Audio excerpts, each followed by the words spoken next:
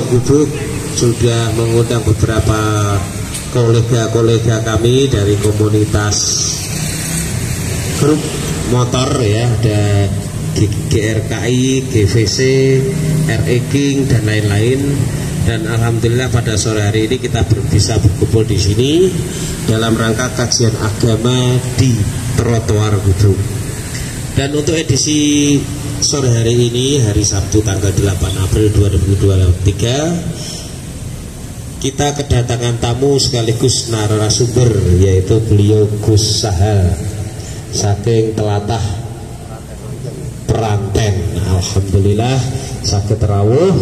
Dan nanti kita akan pilih konsepnya, nanti tidak ceramah ya, tapi kita ini ngobrol dan dengan tema yaitu rukun Islam ya. Padahal kita sejak kecil itu sudah sinau Gus, rukun Islam itu ada 5. Nah ini ada ketambahan lagi, Pancasila adalah rukun Islam. Dan nanti prolog akan disampaikan oleh beliau Gus Sahal. Dan untuk Bapak dan Ibu warga Gubuk sekalian, apabila ingin bergabung silahkan bergabung bersama kami. Nanti juga di sini komunitas I Love Gubuk juga akan melakukan bagi takjil. Nah jadi daripada yang ada di halaman pinggir jalan itu silahkan gabung ke sini, silahkan duduk kita di sini. Nanti dari panitia pun juga akan membagi takjil ya.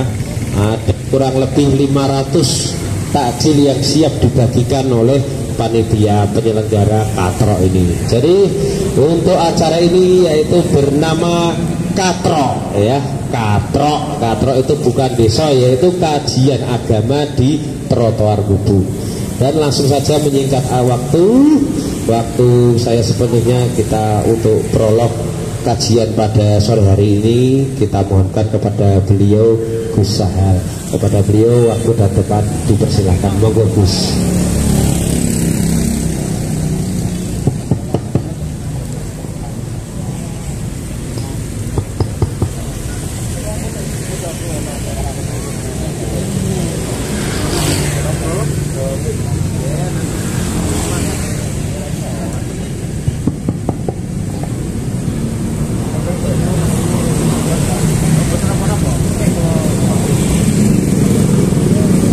Assalamualaikum warahmatullahi wabarakatuh. Waalaikumsalam. Asyhadu an la ilaha illallah wahdahu la syarikalah wa asyhadu anna Muhammadan abduhu wa rasuluh.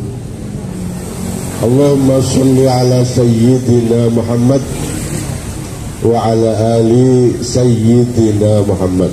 Allahumma shalli alaihi. Yang saya hormati pengurus KILI dan klub motor yang bekerja sama mengadakan acara sore hari ini. Saya sangat berterima kasih pada pemuda-pemuda yang giat mengadakan kegiatan agama sehingga bisa mengumpulkan dan menyatukan beberapa komunitas yang menurut saya itu adalah lambang dari tauhid. Tauhid itu mengesahkan dan menyatukan. Langsung saja kita mulai membahas. Tema sore ini adalah Pancasila itu rukun Islam.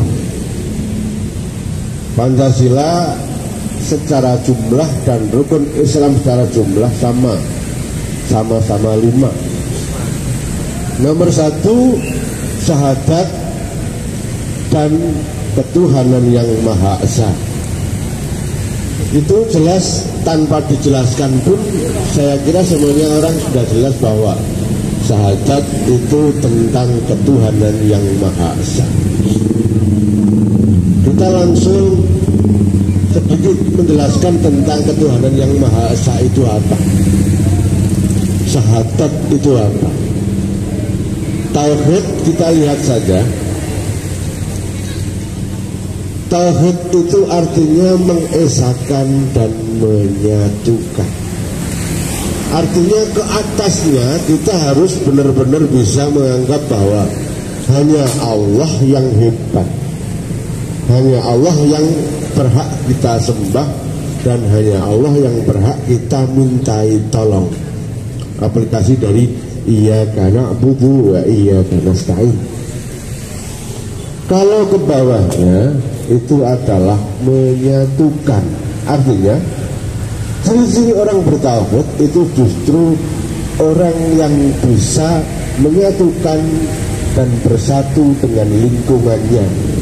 Makanya di Garuda itu lihat saja, seandainya Garuda itu kita lihat secara tanpa sayap, itu akan terlihat seperti segitiga. Makanya kaki Garuda itu pasti melebar ke kangkang. Itu bawah dari segitiga, dan di bawahnya segitiga adalah Bhinneka Tunggal Ika, berbeda-beda tapi tetap satu. Artinya ke bawahnya dari tauhid itu adalah menyatukan antar sesama. Ini bukti dari tauhid. Ke atasnya meruncing, hanya Allah yang hebat. Tidak dibalik. Segitiga ini kualik itu artinya ke atasnya kita banyak yang kita puja. Allah kita puja, kehormatan kita puja, dunia kita puja, terus bahkan keris, agik, jin, setan dan lain-lain juga kita puja. Sementara ke bawahnya kita mengisahkan, itu terbalik. Artinya gimana?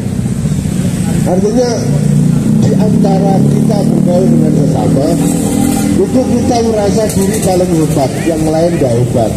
Nah, ini namanya segitiganya terbalik. Makanya ketuhanan yang Maha Esa itu bisa kita sepakati bahwa syahadat itu ketuhanan yang Maha Esa. Nomor 2, yaitu tentang sholat. Sholat adalah bisa disimpulkan bisa kita simpulkan bahwa sholat sama dengan sama dengan sila kedua, kemanusiaan yang adil dan beradab. Coba sekarang saya percaya bahwa Pancasila ini memang ciptaan dari aulia, ciptaan kekasih Allah. Ada 3 orang perumus Pancasila. Nomor 1 Insinyur Soekarno, terus Dr. Supomo, terus yang lagi Muhammad Yamin. Ada 3 tokoh. Saya yakin salah satu dari 3 tokoh ini pasti adalah seorang kekasih Allah, seorang waliullah. Kenapa? Dia merumuskan rukun Islam menjadi Pancasila. Kita buktikan di sholat. Setelah kita buktikan di syahadat, kita buktikan di sholat. Sholat itu kenapa kita diperintah oleh Allah untuk menjalankan sholat? Itu adalah tujuannya. Lihat hadis Rasulullah, inna sholata tanha anil fahsya'i wal munkar, bahwa sholat itu akan bisa mencegah seseorang melakukan perbuatan keji dan perbuatan mungkar. Keji atau fahsya itu adalah zalim pada diri sendiri, mungkar itu adalah zalim pada orang lain. Fahsya itu perbuatan yang merugikan dirinya sendiri, kayak malas-malasan, terus tidak bersih, terus sering membohongi dirinya sendiri, itu fahsya. Mungkar itu adalah merugikan orang lain. tindakan yang merugikan orang lain. Di sini kemanusiaan yang adil dan beradab, seseorang dianggap adil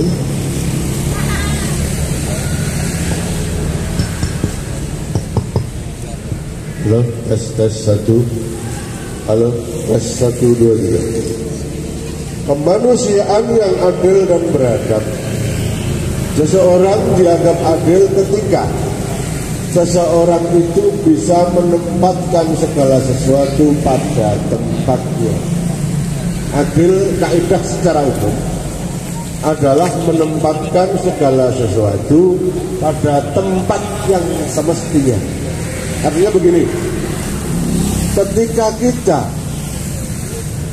bergaul dengan orang tua, kita tempatkan orang tua sebagai orang yang kita hormati. Ketika kita bergaul dengan anak muda, kita tempatkan anak muda atau anak-anak sebagai orang yang kita sayang dan kita bina. Ketika kita bergaul dengan istri, beda kita bergaul dengan anak. Itu namanya adil. Ketika kita memberi kepada anak besar, anak sedang, anak kecil, itu tidak harus kita samakan, tapi kita harus adil. Yang saatnya kuliah, ya sangune yang pas dengan kuliah. Yang saatnya SD, ya sangune pas dengan SD. Yang masih menyusu, sangune ya pas dengan yang masih menyusu. Itu namanya adil. Beradab adalah seseorang yang dianggap bahwa dia sudah tidak menyalahi aturan sosial. Seseorang dianggap beradab ketika dia sudah bisa menggunakan aturan sosial yang semestinya.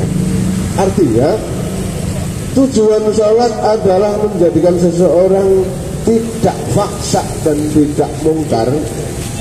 Itu berarti dia sudah bisa adil dan beradab. Nilai adil dan beradab bisa diambil dari ketika seseorang sudah bisa menghilangkan sifat faksa dan mungkar. Inilah yang disebut Pancasila itu rukun Islam. Pancasila kedua sama dengan rukun Islam yang kedua. Jadi dari teman-teman yang hadir di sini bisa ikut mendukung atau ikut menanyakan atau ikut membicarakan tentang rukun Islam dan Pancasila. Itu memang sama, tapi dalam bentuk yang berbeda. Artinya begini, agama itu ada syariat, ada hakikat. Secara syariat, sholat itu gerakan seperti itu. Tapi secara hakikat, sholat itu adalah hilangnya faksa dan mungkar kita. Diterjemahkan oleh Insinyur Soekarno sebagai kemanusiaan yang adil dan beradab. Untuk sila ketiga, Persatuan Indonesia. Di rukun Islam ada yang namanya zakat. Zakat digunakan, zakat dianjurkan oleh Allah kepada manusia itu agar ada semacam kepedulian kepada sesama. Kejahatan seringkali terjadi karena kesenjangan sosial terlalu jauh. Allah ingin agar orang-orang yang merasa cemburu dengan lingkungannya itu merasa diperdulikan, sehingga diwajibkan yang namanya zakat. Zakat itu ada zakat wajib, ada zakat sunnah, dinamakan sedekah. Zakat itu fungsinya untuk menghilangkan jauhnya kesenjangan, minimal mengurangi jarak kesenjangan antara yang kaya dan yang miskin, mengurangi rasa cemburu antara yang tidak punya dengan yang punya, yang tidak sejahtera dengan yang sejahtera. Ini fungsi zakat. Yang punya memperdulikan yang tidak punya. Seumpama semua orang Islam benar-benar melaksanakan rukun Islam, zakatnya tidak hanya zakat fitrah, tapi dagangannya dizakati, dikasihkan orang-orang nggak punya. Terus profesinya dizakati, panennya dizakati, hewan-hewannya dizakati, emasnya dizakati. Saya yakin tidak ada yang namanya kecemburuan. Itu baru zakat yang wajib, belum yang sunnah juga dianjurkan oleh Allah. Intinya di pembicaraan kita sore ini bahwa sila ketiga itu sama dengan rukun Islam yang ketiga. Hanya saja Insinyur Soekarno dan teman-temannya mengalihkan bahasa zakat menjadi tujuan dari zakat. Agama itu syariat, tarekah, hakikat. Sepertinya Insinyur Soekarno itu mengambil dari hakikatnya rukun Islam dijadikan menjadi Pancasila. Tujuan dari rukun Islam dialih bahasakan Insinyur Soekarno menjadi Pancasila. Sekarang sila keempat, kerakyatan yang dipimpin oleh hikmah kebijaksanaan dalam permusyawaratan perwakilan. Itu sila keempat. Di rukun Islamnya adalah puasa. Kita lihat saja, kemarin saya membuka kitab Hikmatul Tasrih Wafal Tafati. Kitabnya begini, kira-kira se-Al-Quran, mengupas tentang hikmah-hikmah kenapa syariat dibuat oleh Allah, kenapa Rasulullah diutus oleh Allah menyebarkan hukum syariat kepada warga, kepada masyarakat, kepada umatnya. Tujuannya apa dah? Termasuk salah satu tak buka Hikmatul Tasrih tentang puasa. Nomor satu, puasa itu latihan disiplin diri. Mulai imsak sampai maghrib tidak makan, tidak minum. Itu pendisiplinan diri itu diketahui orang atau tidak, tetap tidak makan, tidak minum. Sebab mudah saja ketika kita berwudu, kita mengambil air untuk berkumur, separuh kita keluarkan, separuh kita telan, itu tidak ada yang tahu. Tapi itu tidak disiplin namanya. Nah ini satu, latihan disiplin diri. Nomor dua, keseimbangan hidup. Karena keseimbangan hidup seseorang itu dimulai dari konsekuensi diri. Ini bisa diambil pelajaran ini lewat pelajaran berpuasa. Nomor tiga, peduli terhadap sesama, termasuk puasa itu biar seseorang merasakan laparnya orang yang tidak bisa makan. Ini memunculkan yang namanya rasa peduli terhadap orang-orang yang tidak senasibnya sama dengan kita. Ini pelajaran dari puasa.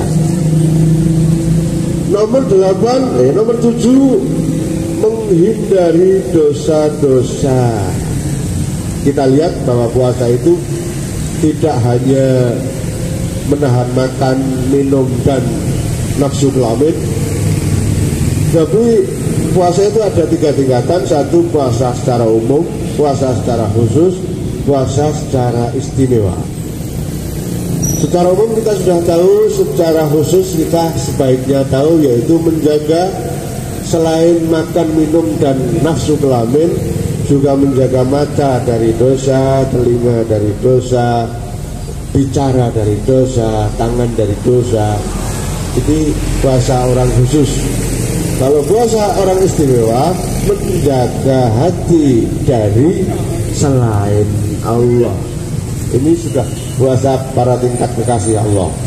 Ini kalau kita bisa menjalankan puasa secara yang semestinya seperti itu maka nanti akan ada yang namanya kerakyatan yang dipimpin oleh hikmah kebijaksanaan. Artinya pemimpin kita, terutama para pemimpin keluarga, para pemimpin RT, para pemimpin RW, para pemimpin diri sendiri, ketika dia bisa berpuasa dan bisa mengambil hikmah puasa, saya yakin orang-orang yang panjenengan pimpin, termasuk keluarga jenengan, termasuk adik jenengan, itu akan berada di sila keempat dengan benar. Kerakyatan yang dipimpin oleh hikmah kebijaksanaan dalam permusyawaratan perwakilan, karena pemimpinnya bisa peduli, pemimpinnya jujur,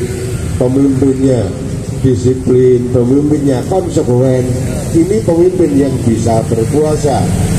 Padahal setiap orang sudah dikatakan dalam hadis, kullukum ra'in wa kullukum mas'ulun an ra'iyati. Setiap pribadi itu pemimpin, wong angon. Dan setiap pemimpin akan ditanya tentang apa yang dipimpin. Jenengan urip dhewe iku ya pemimpin, memimpin diri sendiri.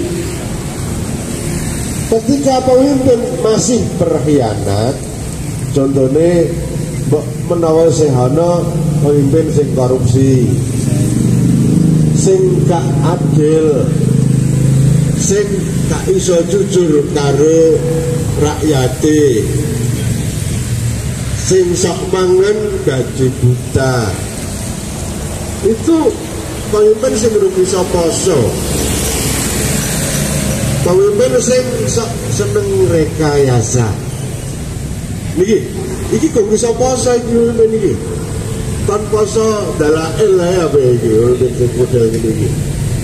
Yang perlu kita ketahui bahwa rekayasa itu semestinya kejahatan yang paling merusak.